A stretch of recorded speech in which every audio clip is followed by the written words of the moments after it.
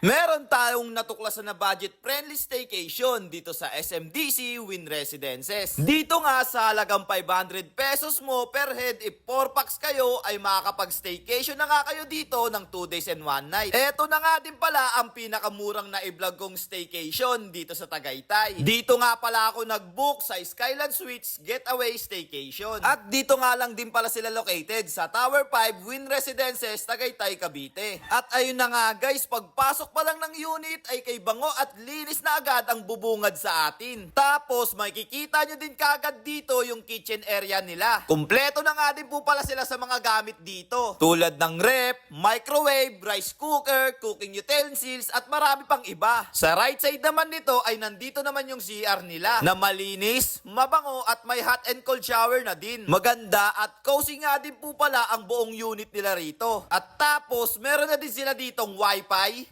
aircon, TV with Netflix, mini video okay at PS4. Pagdating naman sa sofa nila ay pwede nyo po siyang gawing sofa bed na pwedeng ma-extend para mas comfy. Meron na nga din po pala sila ditong double size bed na malambot na kama at unan. Pull out bed na nga din po pala ito para kasya kayo hanggang 4 packs. Provided na nga din po pala nila dito yung towel and other basic toiletries. At bukod pa nga dyan, may table and chair na din sila dito. At tapos nandito na din ang kanilang balcony na kung saan makikita nyo ang city view. Nasa pinakamataas o tuktok na floor nga po pala sila. Malapit nga po pala sila sa mga magagandang tourist spot dito. At tapos meron nga din po pala sila ritong swimming pool. Meron sila ditong pang outdoor swimming pool and indoor swimming pool. May bayad nga po pala yung swimming pool nila rito. At nasa 150 pesos lang naman po ito per packs. Kung dalan nyo nga pala ang inyong mga anak ay may playground naman po sila rito. Pwede nga din po pala kayo dito mag-basketball at free nyo lang din siya magagamit. May billiard na nga din po pala sila rito. At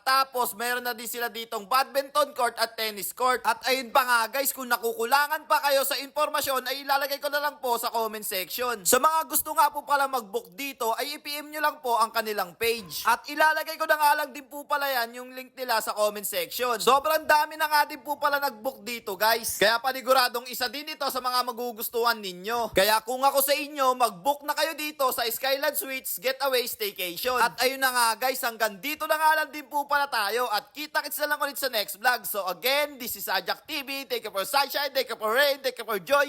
Ingat, salamat, bye-bye, ble!